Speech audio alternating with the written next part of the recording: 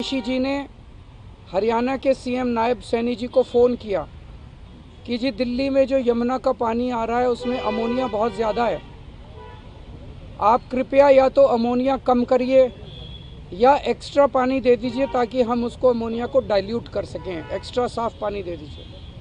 उन्होंने कहा हाँ हाँ मैं करूँगा, लेकिन उन्होंने किया नहीं। उन्होंने दूसरी बार फ़ोन किया, उन्होंने कहा हाँ हाँ मैं करूँगा, लेकिन उन्होंने नहीं किया।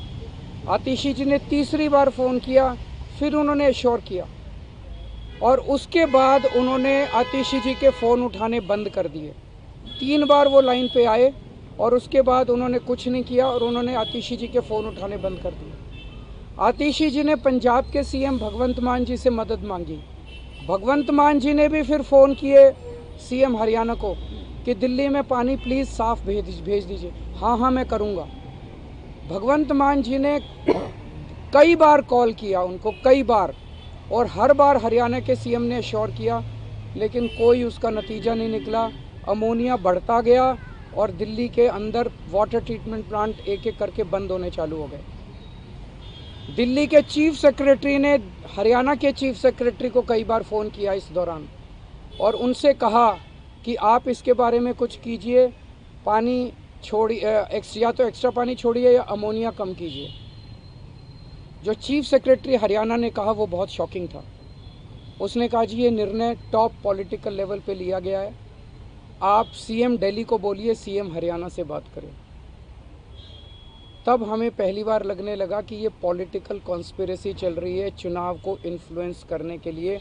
जब चीफ सेक्रेटरी हरियाणा ने कहा कि आप सीएम दिल्ली को बोलिए सीएम हरियाणा से बात करें, फिर पंजाब के इरिगेशन सेक्रेटरी ने हरियाणा के इरिगेशन सेक्रेटरी से बात की तो हरियाणा के इरिगेशन सेक्रेटरी ने भी सेम चीज़ दोहराई कि ये निर्णय टॉप सीएम हरियाणा के लेवल पे लिया गया।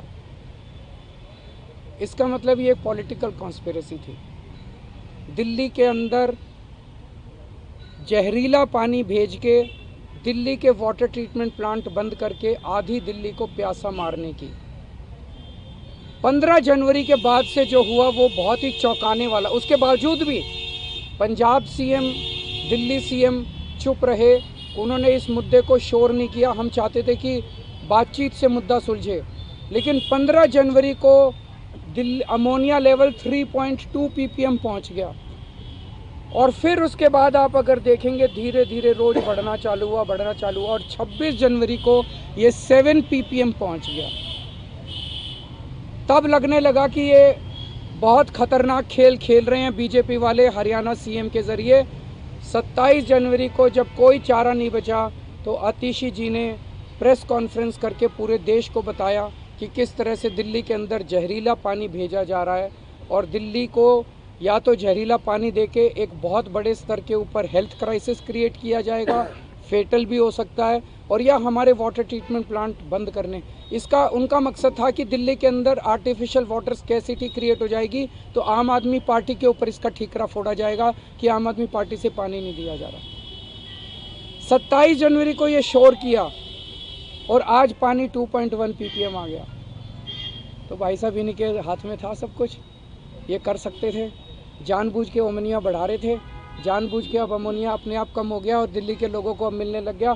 अगर हम ये संघर्ष नहीं करते, ये शोर नहीं करते, तो आज दिल्ली के लोगों को 1 करोड़ लोगों को दिल्ली के अंदर पानी मिलना बंद हो गया होता अगर मैं शोर नहीं करता, आतिशी जी, मान साहब अगर शोर नहीं करते तो। अब खतरनाक बात ये है, ये आतिशी जी ने, भगवंत मान साहब ने चिट्ठी लिखी चीफ इलेक्शन कमिश्नर को कि ये किया जा रहा है, आप हरियाणा को कहिए कि पानी में अमोनिया ना छोड़े।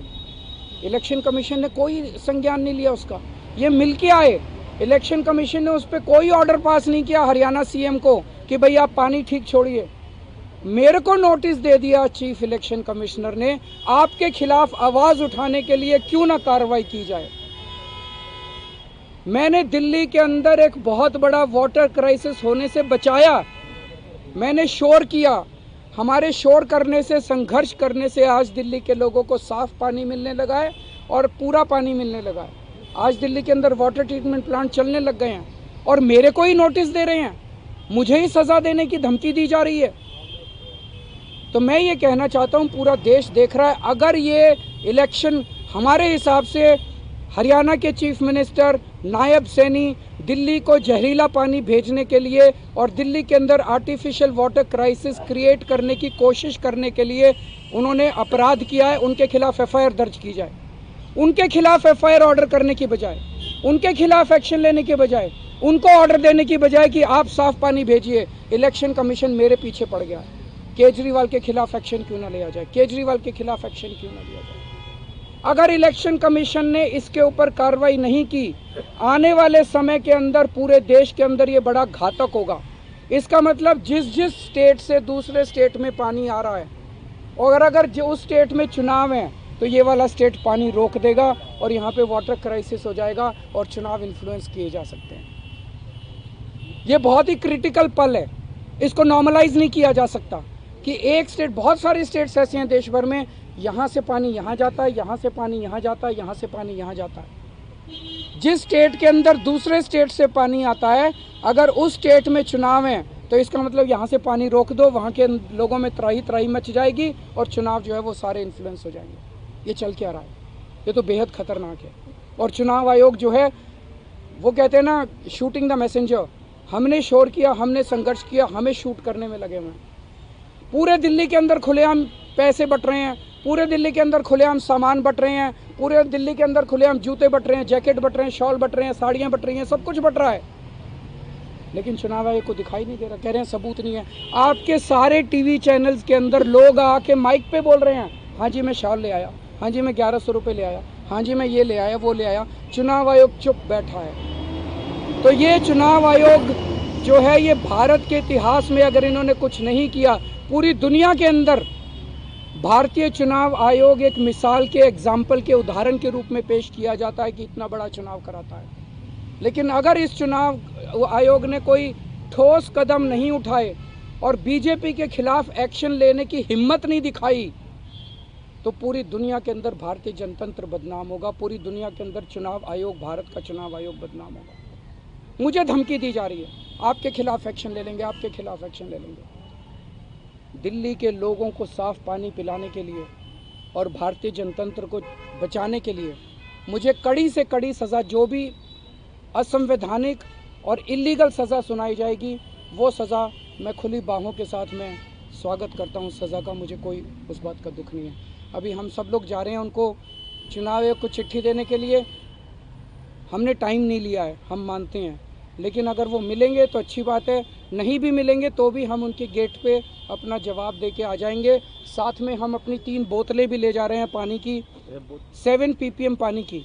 वो तीनों बोतलें हम चुनाव आयोग को सौंप के आएंगे। हमारी रिक्वेस्ट है कि अगर चुनाव आयोग को लगता है कि उसमें जहर नहीं है, तो पूरी प्रेस कॉन्फ्रेंस करके तीनों चुनाव आयुक्त उस 7 ppm अमोनिया वाले पानी को पूरे देश के सामने पी के दिखा दें।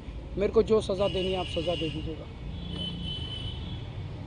ये 3 बोतलें हम चुनाव आयोग के लिए लेके जा रहे हैं, इसमें 7 ppm अमोनिया है।